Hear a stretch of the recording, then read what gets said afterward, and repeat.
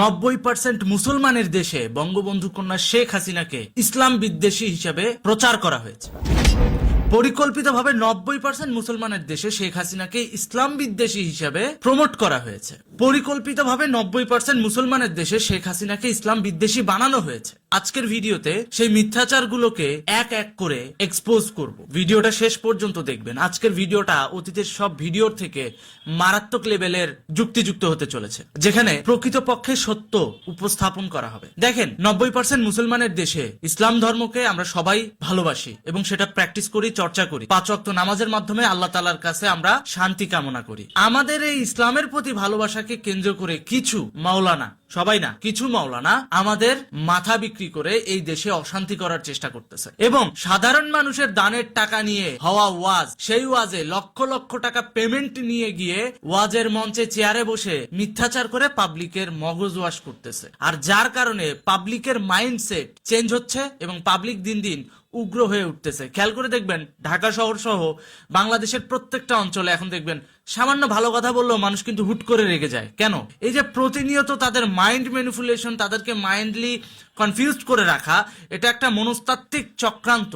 এই চক্রান্তের মাধ্যমে সাধারণ মানুষের মাইন্ডসেট ধীরে ধীরে ডাইভার্ট হচ্ছে। পরিকল্পিতভাবে এই হুজুররা যখন মিথ্যাচার করে, আমরা সাধারণ মানুষ তো অন্ধভাবে সেটা মিথ্যা না সত্য যাচাইও করি না, আমরা কিন্তু সেটা একসেপ্ট করে নেই, বিশ্বাস করে নেই। পরবর্তীতে কি হয়, আমাদের ওই বিশ্বাস নিয়ে এই মাওলানা, এই হুজুরেরা বিশ্ব রাজনীতি করে, দলীয় রাজনীতির এজেন্ডা বাস্তবায়ন করে, কিংবা কোনো কোনো ক্ষেত্রে জঙ্গিবাদ কায়েমের যে পথ সেটাও সৃষ্টি করে দেয়। যেমন আমির হামজা যখন শেখ হাসিনা গণভবন থেকে চলে গেল, তখন এই আমির হামজা, মাওলানা আমির হামজা ডিরেক্ট ওয়াজের মঞ্চে এসে বলছেন কি, 15.5 বছরে যার সন্তান যে উনি নাকি ঘুম থেকে উঠে যায় নামাজ খোঁজে, সেটা তো কেউ পায়নি। উনি ফজরের নামাজ পড়ে কোরআন শরীফ পড়ে, সেটাও কেউ পায়নি। পাওয়া গেছে যেটা, অত নাম নেওয়া ঠিক না।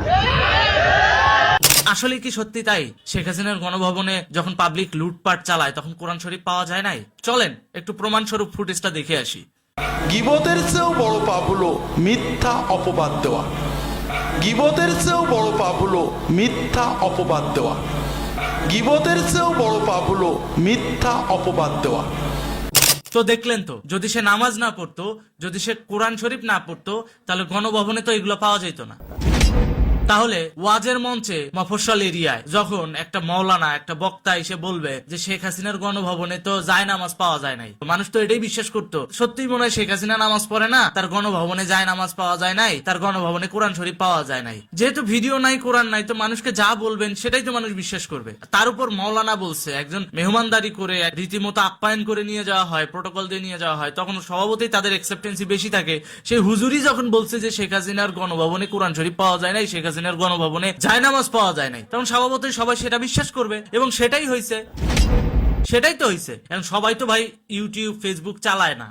আজকে ধরেন ভিডিওটা না থাকলে কি হইতো, শেখ হাসিনার গণভবনে জায়নামাজ, কোরআন শরীফ পাওয়া যায়নি, এটাই বিশ্বাস হতো। উনি তাহাজ্জুদ পড়তেন, 5 ওয়াক্ত নামাজ পড়তেন, এটা আমরা জানি, যদিও ওনার বাড়িতে একটা জায়নামাজও খুঁজে পাওয়া যায়নি। পাবলিক এটাই বিশ্বাস করতো। পাবলিক কিন্তু আর যাচাই বাছাই করে দেখবে না যে আদৌ এটা মিথ্যা নাকি সত্য। পাবলিক কিন্তু ওই হুজুরের কথাই বিশ্বাস করতো যে হ্যাঁ সত্যি গণভবনে জায়নামাজ ছিল না। আজকে এই ভিডিওটা আছে বলেই কিন্তু আমরা প্রমাণ হিসেবে দেখাইতে পারতেছি যে এই যে হুজুর যে মিথ্যাচার করতেছে, আসলেই বঙ্গভবনে জায়নামাজ এবং কোরআন শরীফ ছিল এবং শেখ হাসিনা নামাজ পড়তো। কারণ নামাজ না পড়লে জায়নামাজ আর কোরআন শরীফ এরকম অগোছালো থাকে না। তো যারা নিয়ে যাচ্ছে চুরি করে, যে গণভবন থেকে নিয়ে যাচ্ছে, ওরা দেখেন ভাঁজ করে কিন্তু নিয়ে যাচ্ছে না, যেভাবে ছিল ওইভাবেই নিয়ে আসছে। তাহলে যদি সে নামাজই না পড়তো, তাহলে গণভবনে কোরআন শরীফ আর জায়নামাজ আসলো কোত্থেকে? তো এই ধরনের হুজুরেরা যে মিথ্যাচার করে, এই মিথ্যাচার সাধারণ মানুষ তো শুরুতে গেলে, কিন্তু যখন এটার বাস্তব প্রমাণ সামনে আসে তখন কি এই হুজুরদের ইমেজ থাকে, অ্যাকসেপ্টেন্সি থাকে? অবশ্য থাকে। বাংলাদেশের মানুষ খুব সহজে ভুলে যায়, তো যার কারণে এটা বেশি দিন মনে রাখে না। কিছুদিন পর আবার দেখা গেছে যে এই হুজুরি এসে ওয়াজ করবে, একটা মিথ্যাচার বলে দিবে, আমরা ওটাই বিশ্বাস করব। কারণ সবসময় তো সবকিছুর কৈফিয়ত দেওয়া সম্ভব হয় না, আর ভিডিও করে রাখাও সম্ভব হয় না।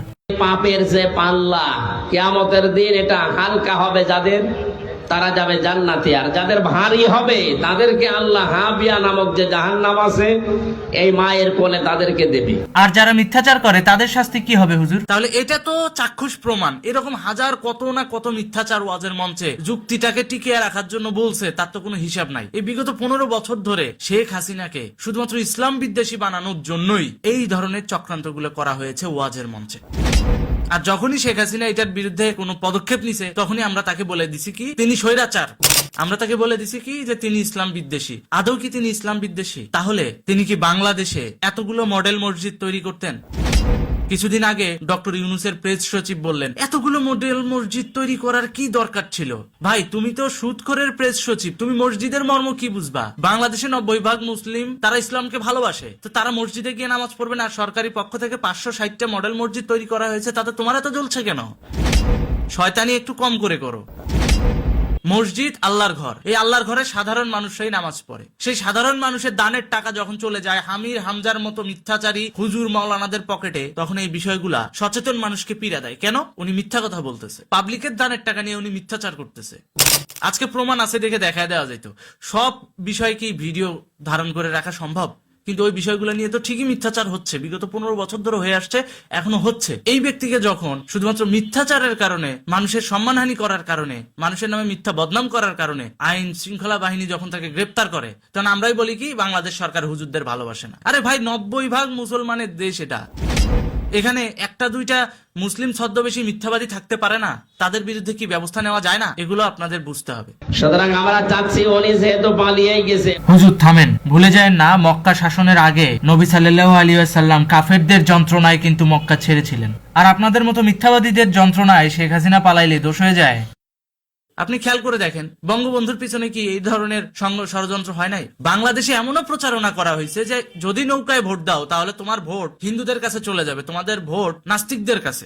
এইভাবে করে করে সাধারণ মানুষকে মগজওয়াশ করা যায়, কিন্তু প্রকৃতপক্ষে দেশ পরিচালনা করার ক্ষেত্রে এগুলো কিন্তু বিশাল এক ধরনের বাধা হয়ে দাঁড়ায়। মগজওয়াশ করে যদি আপনার মূল্যবান ভোট ডাইভার্ট করা যায়, তাহলে ধীরে ধীরে এই দেশের এই রাষ্ট্রীয় সুরক্ষা কিন্তু বিপদে পড়বে। আমি তো দেখলাম টকশোতেও একজন এসে বললেন যে শেখ হাসিনার ঘরে জায়নামাজ পাওয়া গেল না কেন। চলেন ফুটেজটা দেখে আসি। উনি তাহাজ্জুদ পড়তেন, 5 ওয়াক্ত নামাজ পড়তেন, এটা আমরা জানি, যদিও ওনার বাড়িতে একটা জায়নামাজও খুঁজে পাওয়া যায়নি। তো দেখলেন তো, এভাবেই পরিকল্পিতভাবে মিথ্যাচার করা হচ্ছে। এরকম অনেক ছোট ছোট ছোট ছোট মিথ্যাচার করা হয় ওয়াজের মঞ্চে, খুব সূক্ষ্মভাবে করে।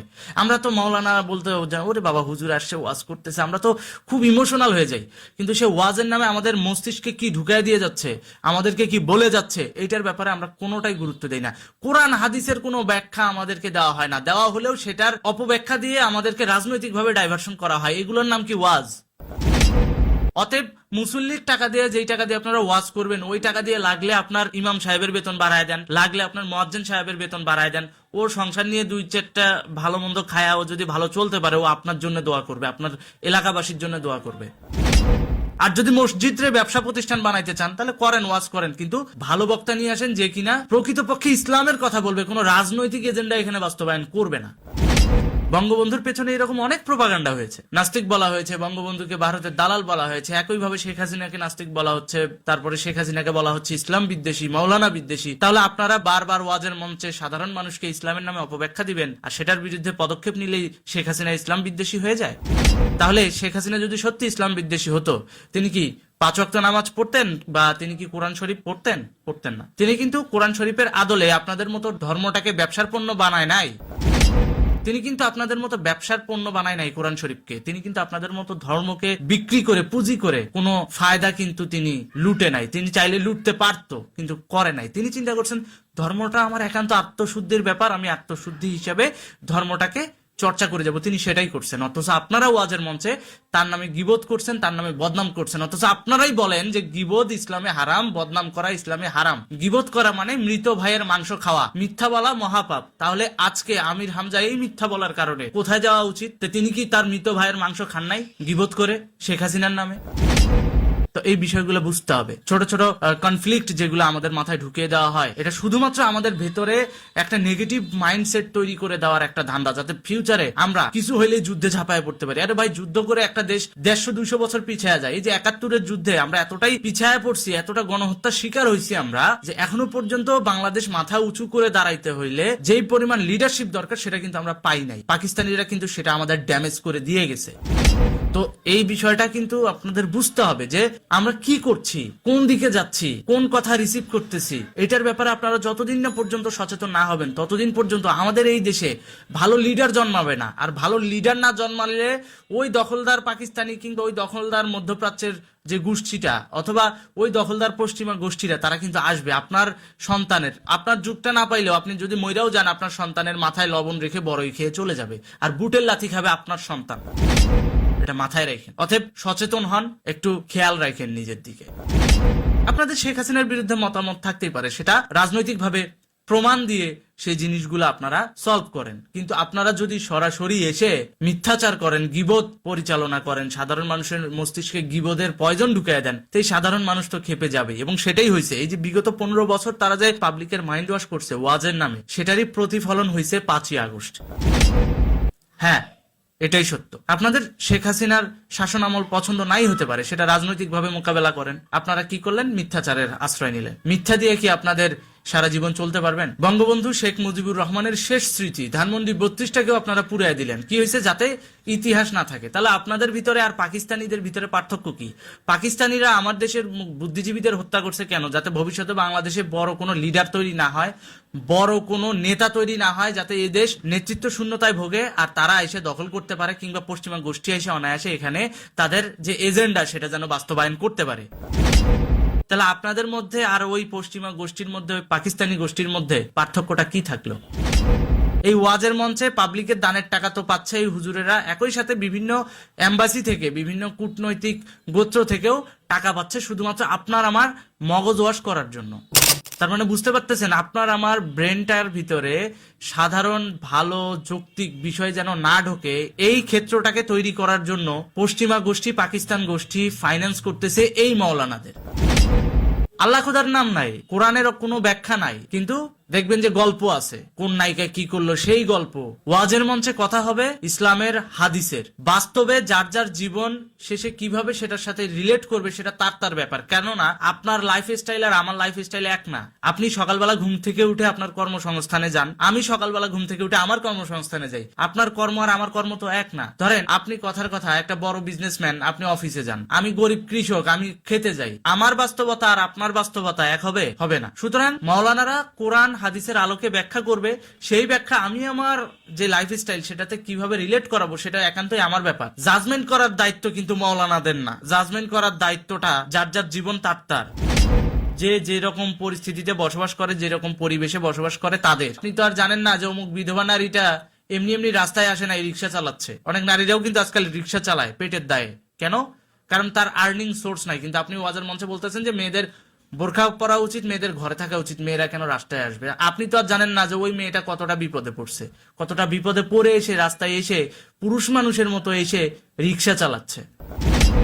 আপনি তো আর তার বাস্তবতা বুঝবেন না। অতএব জাজমেন্ট করার দায়িত্ব কিন্তু মাওলানাদের না, জাজমেন্ট করার দায়িত্ব যার যার জীবন তার তার, যার যার লাইফ স্টাইল তার তার।